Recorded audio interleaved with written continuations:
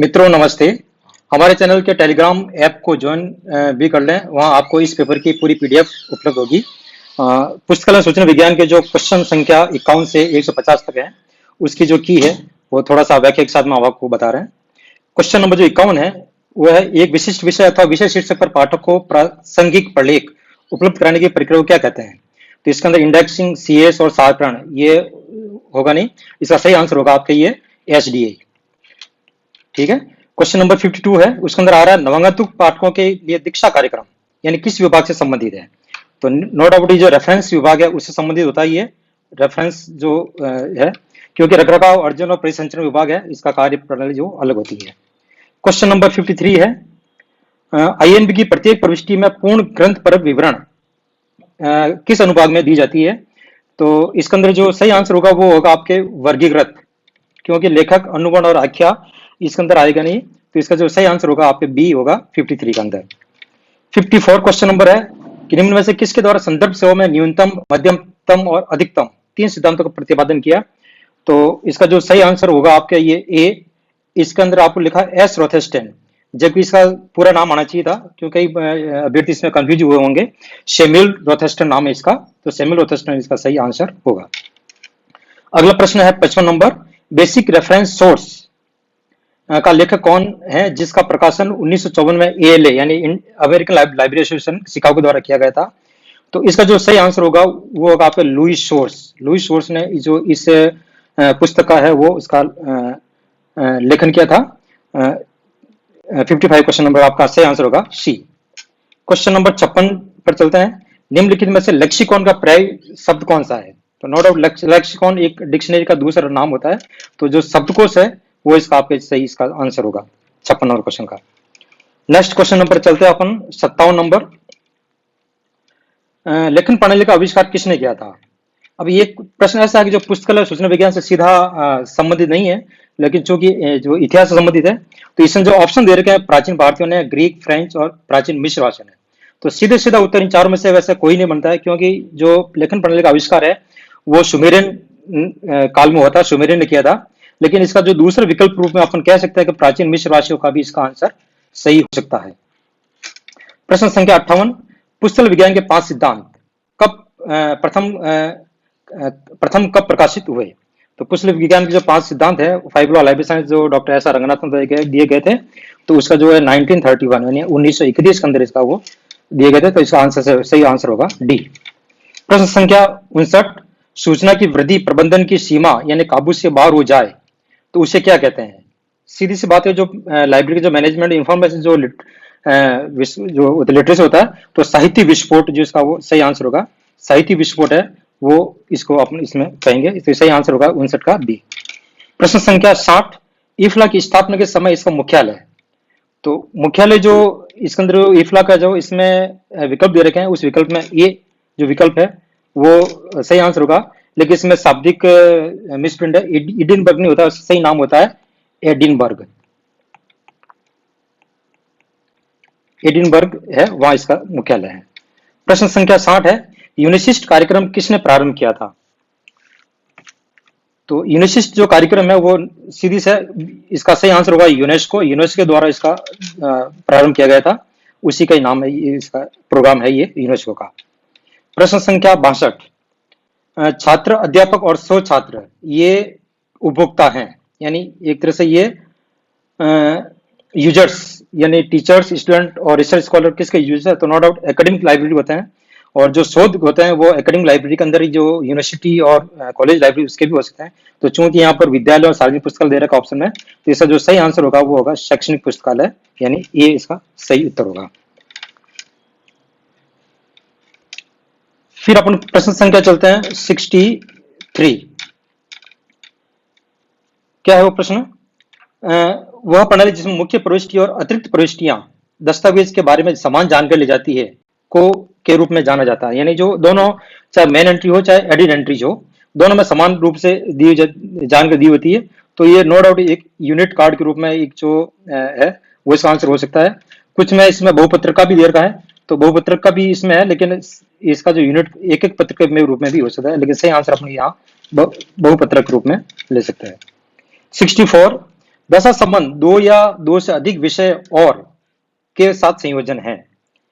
यानी जो phase relation है वो दो सब्जेक्ट या दो एकल विचारों के बीच का जो संयोजन, वो सही आंसर है।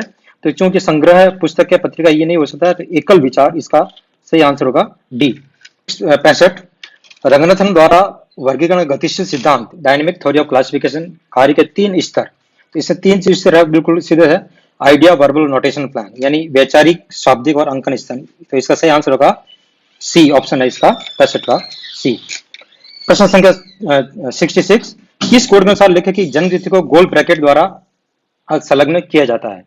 तो गोल ब्रैकेट जो है वो सीसीसी यानी क्लासिफाइड कैटलॉग कोड, उसके अंदर ही अपन उसमें मेंशन करते हैं। तो इसका सही आंसर होगा सी।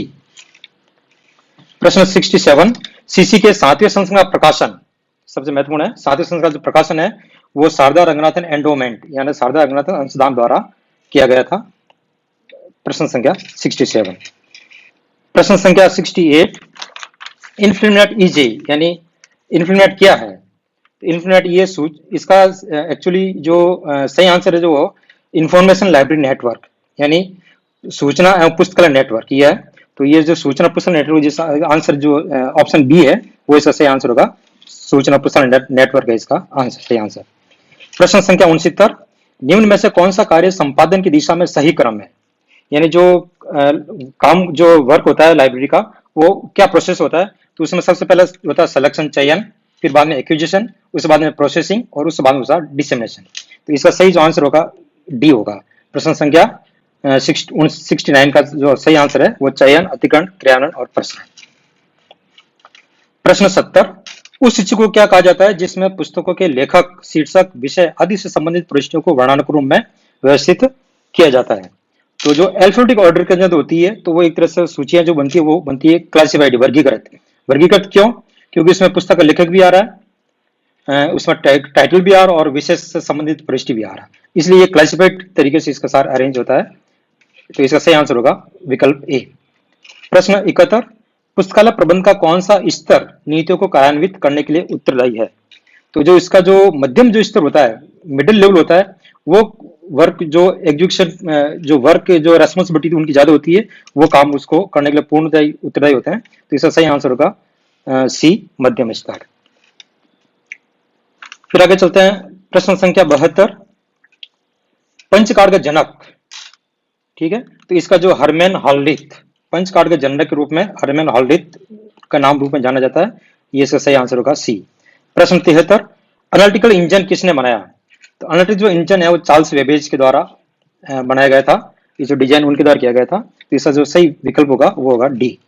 प्रश्न 74, निम्नलिखित में से प्रत्येक समूह की 3 प्रकार की मूलभूत भाषाओं में से कंप्यूटर प्रोग्रामिंग में किसका उपयोग किया जाता है? तो इसके अंदर जो मुख्य रूप से आता है मशीन, असेंबली और हाई लेवल लैंग्वेज, यानी इसका जो विकल्प है डी है वो सही आंसर होगा। मशीन, असेंबली और उच्च स्तर की भाषाएं वो इसके अंदर उपयोग किया जाता है। प्रश्न 75, कंप्यूटर में बाइनरी प्रणाली के अंतर्गत कितने अंक का उपयोग हो जाता है? तो बाइनरी जो सिस्टम होता है, नो डाउट इसके अंदर जो 0 और 1 इन 2 का प्रयोग होता है। तो एक तरह से 2 डिजिट है, 0 और 1। तो सही आंसर इसका विकल्प होगा बी। प्रश्न 76, पुस्तकालय में निम्न से कौन सा कंप्यूटर अधिकतम उपयोग में आता है यानी किया जाता है? तो इसका जो सही आंसर होगा वो डिजिटल जो कंप्यूटर होते हैं वो लाइब्रेरी के अंदर सारा जो ऑटोमेशन में है या डिजिटलाइज करने में है या लाइब्रेरी वर्क में है अधिक उपयोग होता है। तो इसका सही विकल्प आंसर होगा सी, डिजिटल। प्रश्न 77, international encyclopedia of social science जो 1968 से 80 के बीच में प्रकाशित होता, उसका संपादक कौन था?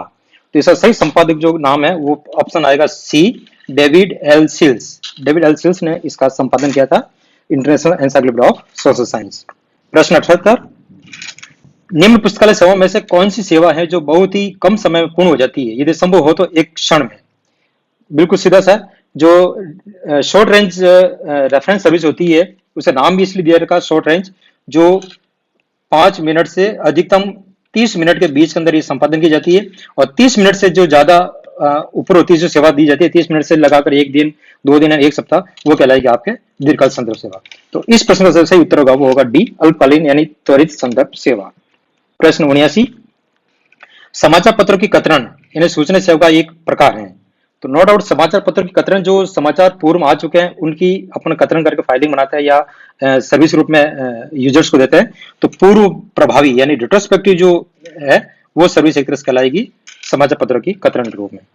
प्रश्न 80, फाइल प्रसारित करने के उद्देश्य से एक कंप्यूटर द्वारा एक नेटवर्क को अन्य से जोड़ने को कहा जाता है।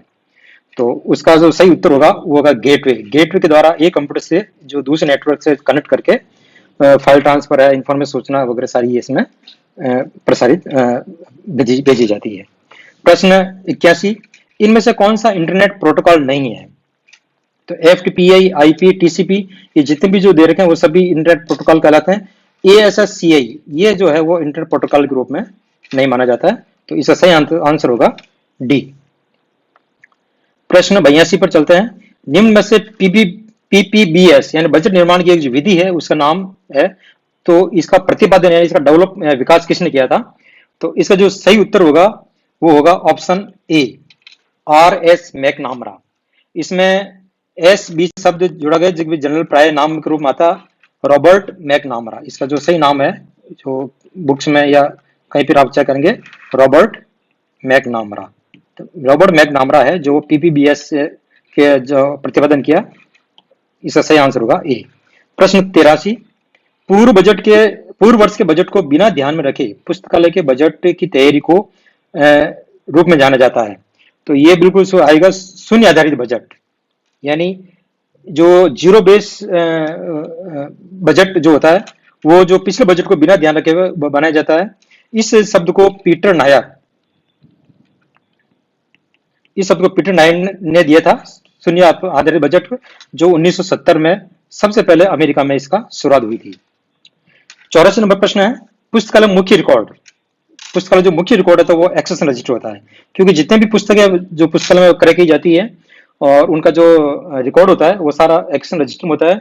जो एक नंबर से लगाकर वर्तमान तक जो जितने भी नंबर दिए जाते हैं उनके सारे इसमें रिकॉर्ड होता है।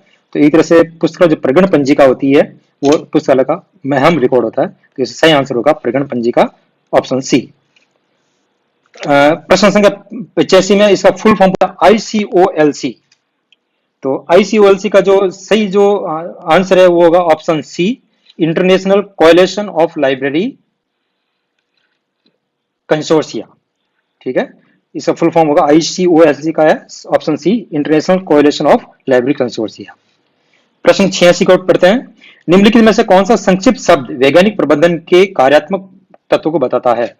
तो इसका सीधा सा जो आंसर जो होगा वो होगा ऑप्शन सी, पोस्ट कॉर्ब। ठीक है, POSDCORB।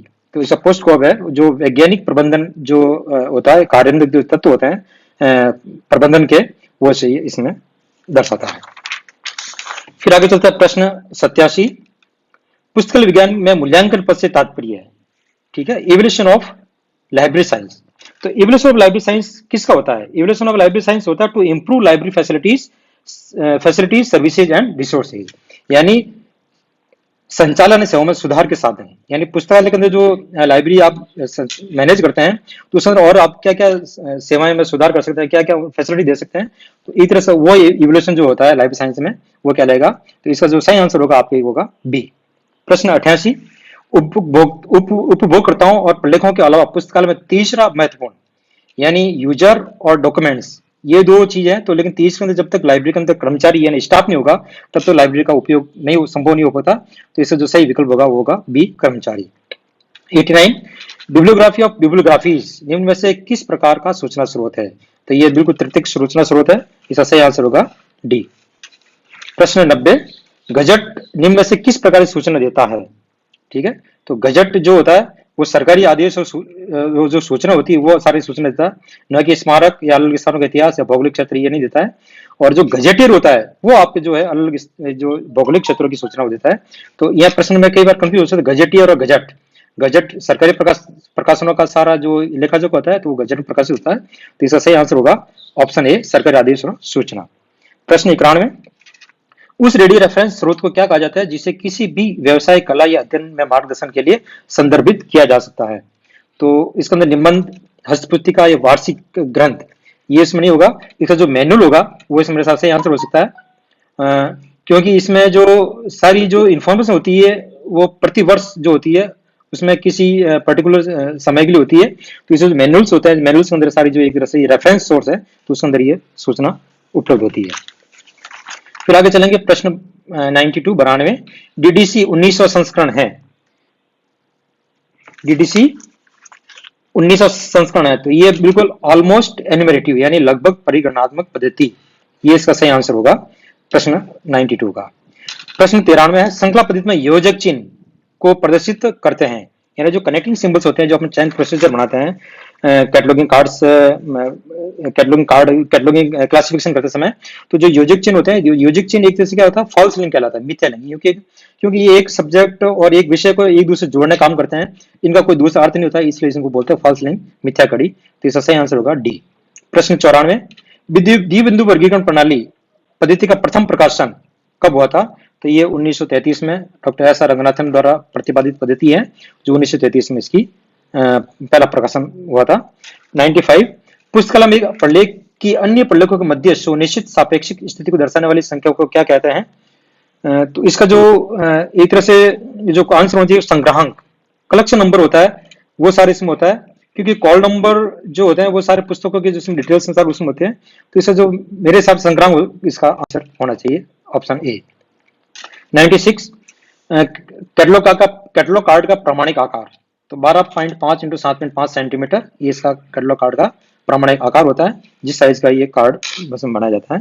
प्रश्न 97, प्रबंधन के 3 स्तर, ठीक है, तो शीर्ष, मध्य और नियम, यानी टॉप, मिडल एंड लोअर, ये जो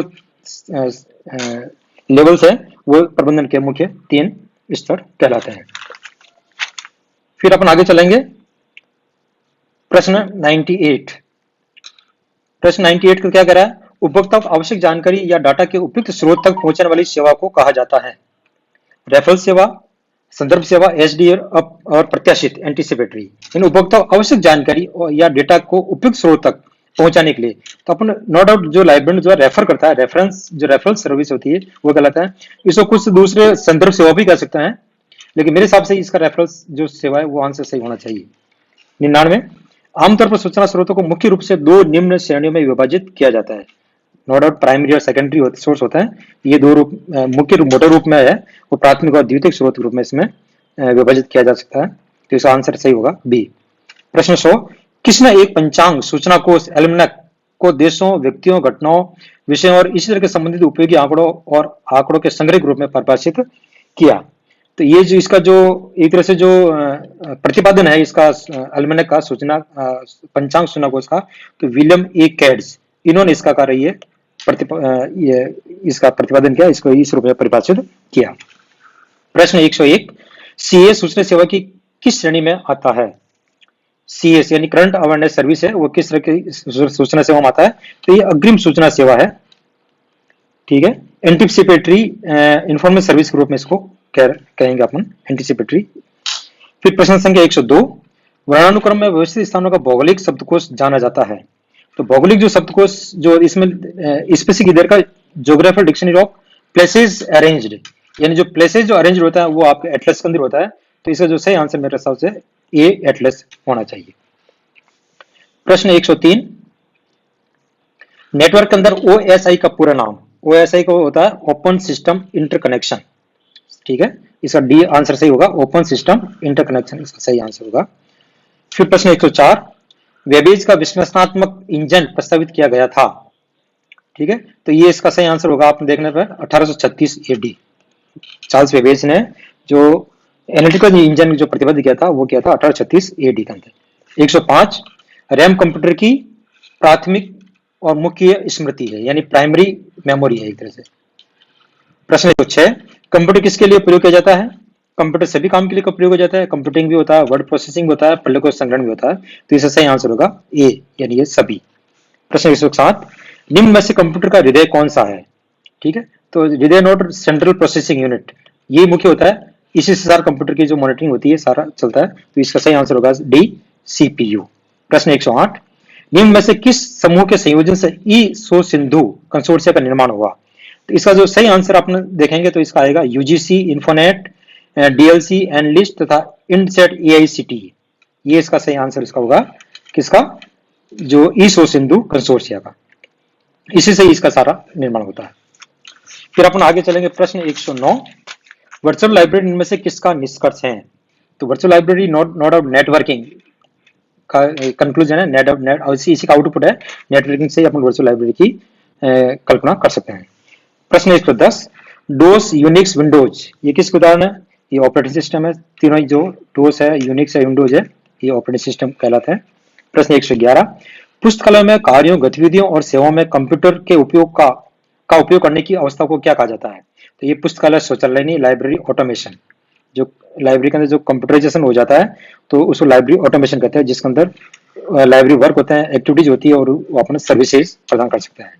प्रश्न 112, ओपेक जो आजकल बहुत प्रचलित शब्द है, तो इसका पूरा फुल फॉर्म क्या होगा? Online public access catalogue. तो इसका सही आंसर होगा 112 का B. 113, online edition of DDC, यानी डीडीसी का ऑनलाइन संस्करण कौन सा है? इसका सही तरीके से देखने में वैसे तो 23rd एडिशन जो ऑनलाइन एडिशन है, लेकिन इसका जो 22nd एडिशन है वो भी अपन ऑनलाइन यानी वेब डीवी के रूप में अपन देख सकते हैं, वेब डीवी के रूप में। और 21st जो एडिशन है वो भी इसको इलेक्ट्रॉनिक वर्जन के रूप में भी इसको जाना जाता है। तो एक तरह से इसमें जो प्रश्न है मुझे लग रहा है थोड़ा कंफ्यूजिंग है। इसमें ये पूछ सकते थे कि डीडीसी का ऑनलाइन संस्करण कौन सा नहीं है, तो 19th एडिशन अपन कह सकते वो नहीं है, लेकिन इसके अंदर जो ऑनलाइन संस्करण है वो 23rd आएगा सीधा सीधा उत्तर, लेकिन 22nd भी में भी वेब डीवी के रूप में ये उपलब्ध था, और 21st एडिशन है वो इलेक्ट्रॉनिक वर्जन के रूप में भी उपलब्ध है। 114, एमबीओ का पूर्ण नाम क्या है? एमबीओ यानी मैनेजमेंट बाय ऑर्गेनाइजेशन। तो इसका सही आंसर होगा ए, मैनेजमेंट बाय ऑर्गेनाइजेशन। फिर अपन चलते हैं 115, पुस्तकालय विज्ञान के कौन से नियम के अनुसार यह कहा गया पुस्तकालय बढ़ता है और अंतिम बढ़ता है? तो ये इसका पुस्तकालय विज्ञान के जो 5 सूत्र हैं, लाइब्रेरी इज ग्रोइंग ऑर्गेनाइज, तो उसी का दूसरे रूप में इन्होंने यहाँ पर शब्द दिए, व्याख्या की है। तो लाइब्रेरी इज ग्रोइंग ऑर्गेनाइज में वो उसका 5वां नियम कहलाता है। प्रश्न 116, शोध गंगा कोश है, इसमें सारा शोध गंगा अंदर जितने भी जो पीएचडी की जाती है उनके जो थीसिस होती है, वो थीसिस है वो सारी ई थीसिस के रूप में शोध गंगा के अंदर वो संग्रहित होती है। तो इसका सही विकल्प आंसर होगा ई थीसिस। प्रश्न 117, मौसम विभाग द्वारा उत्पन्न जानकारी। तो मौसम विभाग द्वारा उत्पन्न जानकारी है वो सांख्यिकीय सूचना तालिका के रूप में अपन कह सकते हैं, सांख्यिकीय सूचना तालिका के रूप में इसमें अपन को रूप में मिलती है। प्रश्न 118, विपो WIPO का पूर्ण नाम क्या है? तो विपो का हो जाएगा वर्ल्ड इंटेलेक्चुअल प्रॉपर्टी ऑर्गेनाइजेशन। ठीक है, वर्ल्ड इंटेलेक्चुअल प्रॉपर्टी ऑर्गेनाइजेशन, ये इसका सही आंसर होगा। प्रश्न 119, निम्नलिखित में से कौन सा समूह कालानुक्रमिक क्रम में व्यवस्थित है? यानी सबसे पहले स्थापना किस संस्था की हुई है और उसके बाद में किसकी हुई है? तो इसका अपना सही रूप में देखा जाए तो इसका जो आंसर विकल्प सी है। सी में आएगा सबसे इफला, जो इसकी स्थापना हुई थी 1927 के अंदर। फिर आएगा ILA जिसकी स्थापना हुई थी 1933 के अंदर। फिर आएगा यूनेस्को जिसकी स्थापना हुई थी 1946 के अंदर। और फिर RRLF यानी राजाराम लाइब्रेरी फाउंडेशन जिसकी स्थापना हुई थी 1972। तो सही विकल्प सी होगा, जो 1927, 33, 46 और 1972। फिर अपन आगे चलते हैं प्रश्न 120, GMD in ACR2 stands for, यानी GMD ACR को निरूपित करता है, यानी इसको किस रूप में जानते हैं? तो ये कहलाएगा जनरल मटेरियल डेजिग्नेशन। ठीक है, GMD है जनरल मटेरियल डेजिग्नेशन के रूप में ये आपको प्रदर्शित होता है, ये बताता है। प्रश्न 121, सर्वदलीय पुस्तकालय सूची है, क्या है ये? एक पुस्तकालय की पुस्तकों की सूची होती है। पुस्तकालय सूची जो होती है यानी लाइब्रेरी कैटलॉग क्या होता है? एक लाइब्रेरी के अंदर जो पुस्तक होती है उनकी सूची होती है, न कि एक पुस्तकों की होती है या एक उपकरण है या किसी और की होती है। तो इसका आंसर से होगा विकल्प होगा डी। प्रश्न 122, निम्न में से कौन सा प्रबलता का उपसूत्र संबंधित है? यानी जो कैनन ऑफ प्रीपोटेंस किससे संबंधित है?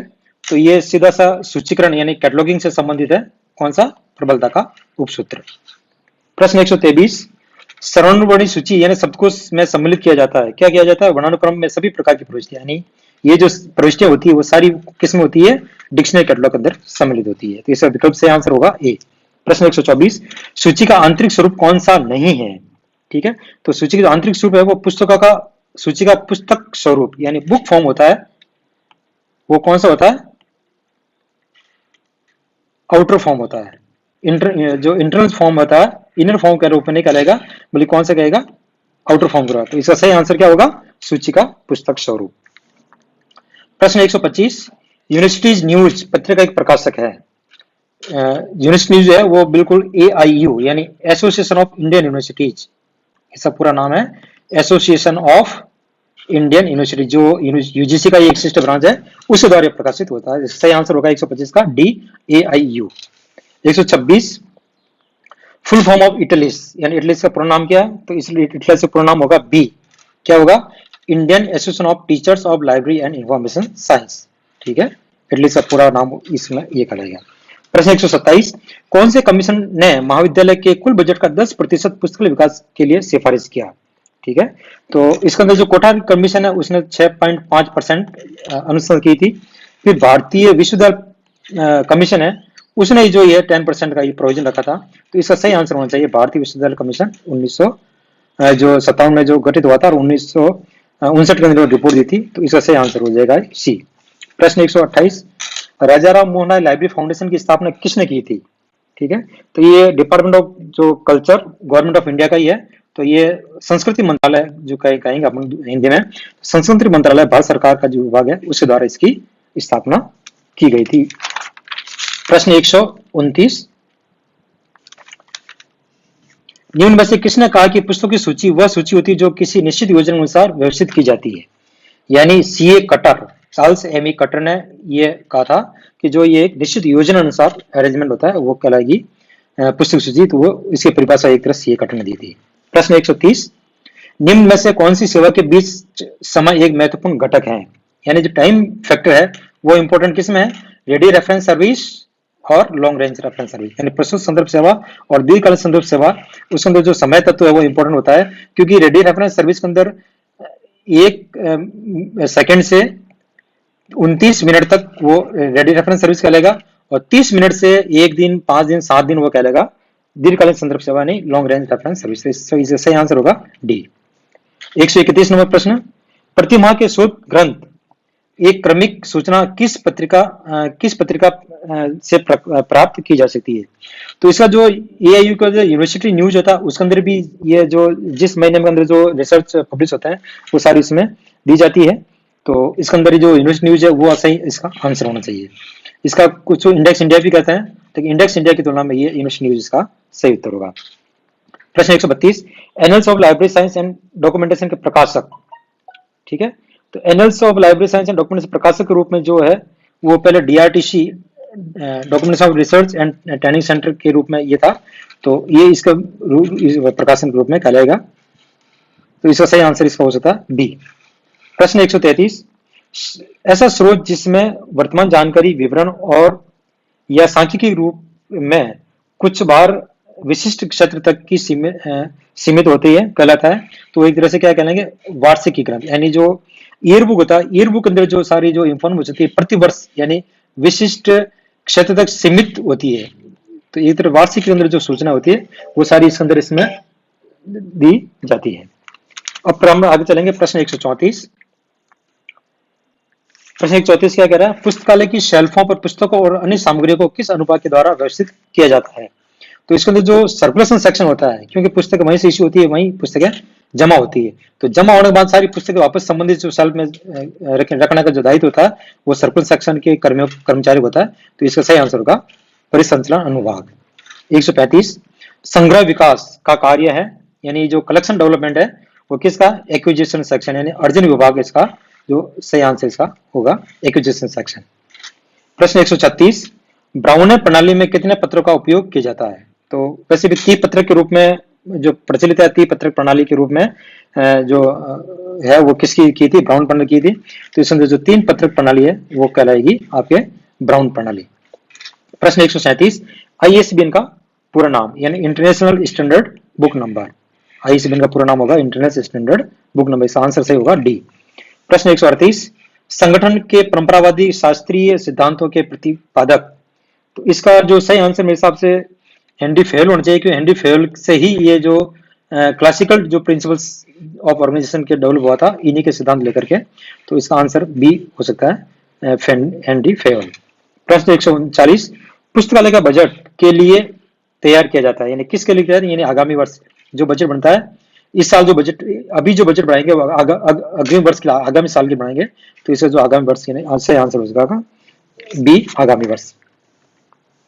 प्रश्न 140, इंटरनेट सर्वर कहलाता है, क्या कहलाएगा, हब। जो इंटरनेट सर्वर है एक हब के रूप में होता है, इसके अंदर ही सारा इंटरनेट सर्वर हब के रूप में। तो इसका आंसर होगा सी। 141, स्कोपस इज ए, क्या है ये Scopus, abstract and citation database, ठीक है ना। तो इन्हें सार उद्धरण डेटाबेस के रूप में जाना जाता है। इसकी जो प्रतिपादन है, इसके जो लॉन्च है वो किसने किया था, एल्सवेयर ने, एल्सवेयर ने इसका प्रतिबंध किया था 2004 के अंदर ये लॉन्च हुआ था, इसको स्कोपस के नाम से रूप में, ठीक है। 142, इनमें से कौन सा इनपुट डिवाइस नहीं है, यानी इनपुट डिवाइस के रूप में जो प्रिंटर होता है, प्रिंटर आउटपुट होता है अपना जो प्रिंट देता है, तो ये इनपुट डिवाइस के रूप में कहलाएगा। बाकी जो रिमेनिंग जो तीनों है वो आपको क्या कहलाएंगे, आउटपुट इनपुट डिवाइस कहलाएंगे। प्रश्न 143, निम्नलिखित में से कौन सी पुस्तकालय को इंपीरियल लाइब्रेरी के साथ सम्मिलित किया गया, यानी जो इंपीरियल लाइब्रेरी जो बनाई गई थी वो सबसे पहले कलकत्ता पब्लिक लाइब्रेरी, यानी कलकत्ता पब्लिक लाइब्रेरी के रूप में स्थापित हुई थी। उसकी जो पुस्तकें चीज थी वो सारी इंपीरियल लाइब्रेरी मर्ज करके इंपीरियल लाइब्रेरी बनी गई है। तो इसे सही आंसर विकल्प होगा वो होगा डी।